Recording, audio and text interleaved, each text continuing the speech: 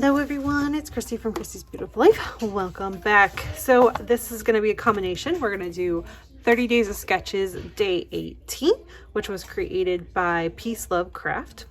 And then we're going to combine it with the Leftovers to Layout series, where I'm using My Mind's Eye Wild Asparagus and the Gingham Foundry, which I haven't touched yet. We're going to get to that later on in the month. So for Wild Asparagus, I have some of the embellishments, chipboard, stickers, ephemera, and then I only have 2 sheets of 12 by 12 paper left. Not really sure how I'm going to use them. I actually think I'm going to hold off and not touch these ones today, and instead I'm going to work with a cut file and this piece of pattern paper, which has the pink on it. So we're gonna lay it in kind of like that. Being inspired by Crystal for this one, I saw her layout where she had a cut file in her background. So that is kind of my starting off point. And then to combine it with the Leftovers series, I'm going to use these 2 pieces of floral from the Happy Blooms collection. I just have these 2 pieces left, so we're going to get those put onto this layout as well.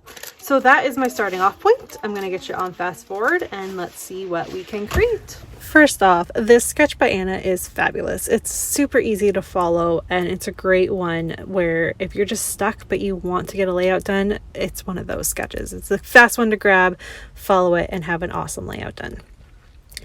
My plan is to use this cut file. You see I cut it. I wanted it to go up higher on the page because the pink is going to cover so much of it anyways. And I'm gluing it down.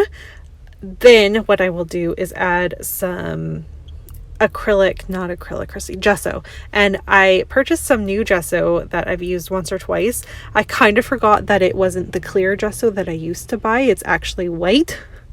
So it threw me off a minute while I go to spread it on, and I don't do a ton of mixed media. I do it here and there. I'm not afraid of it. It's just not something that I tend to do. I don't have a lot of mixed media products, but I am going to do a nice kind of blob on the top, one on the bottom, and I'm going to get a thin layer of this white gesso on my layout, so it's kind of helps glue down the cut file, but it also, I want to do the mixed media on top of the cut file as well, so it's really just a background piece. I don't want it to stand out too much, just kind of be there. It's what my assumption is going.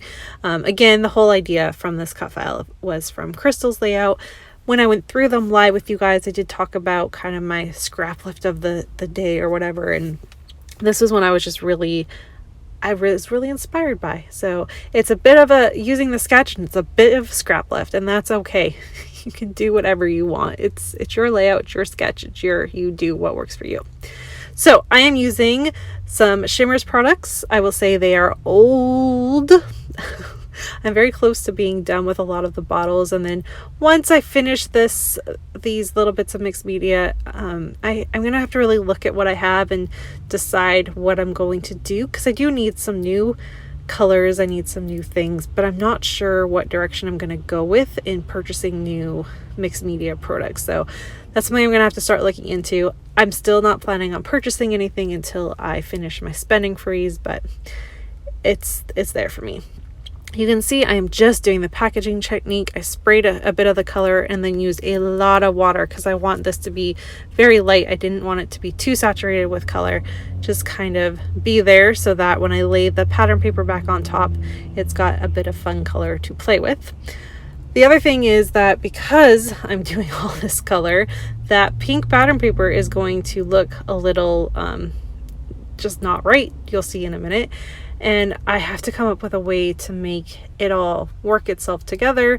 Again, if you remember when I was talking about it in the beginning, this collection, the Wild Asparagus collection, I have a hard time with it because it's got cream in it and doesn't have crisp white in it, and I don't know how to work with those. I'm so used to working with the whites that I really struggle when there is not a clear, kind of clean white to a collection.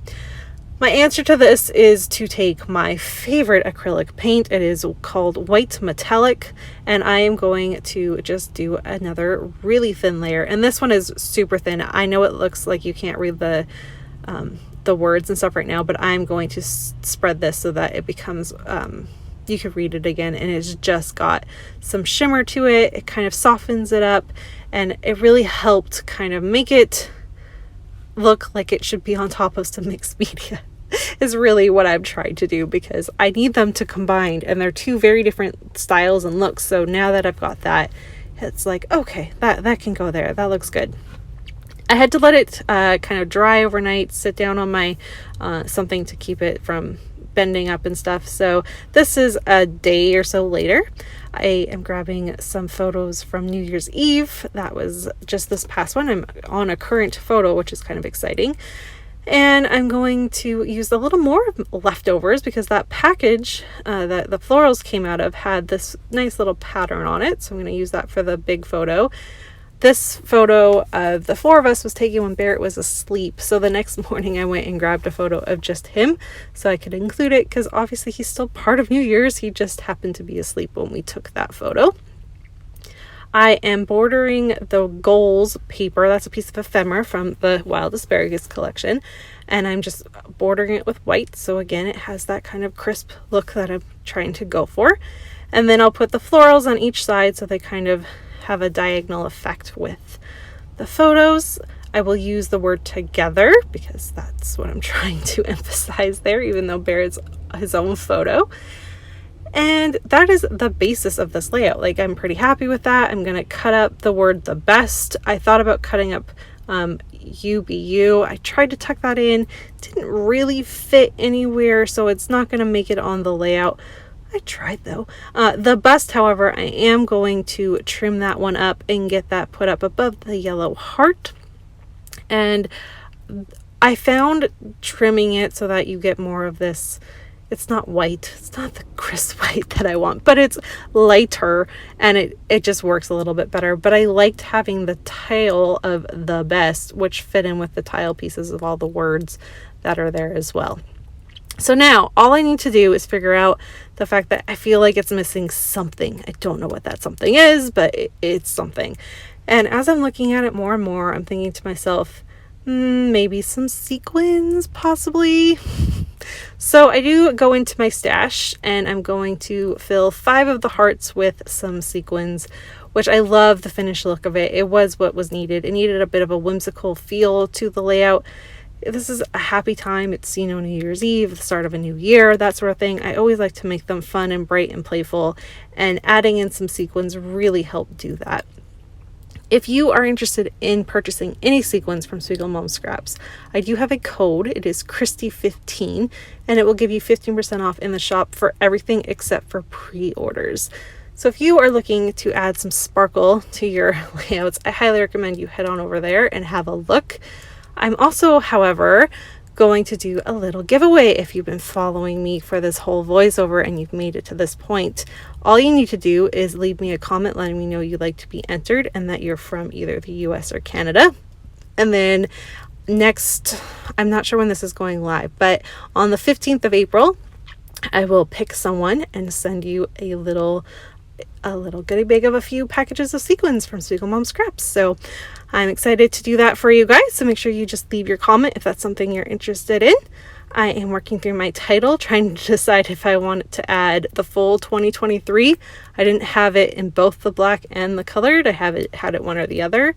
And my finished idea was to do the title, New Year's Eve NYE in black, and then the colored alphas for 23, which is the year, of course.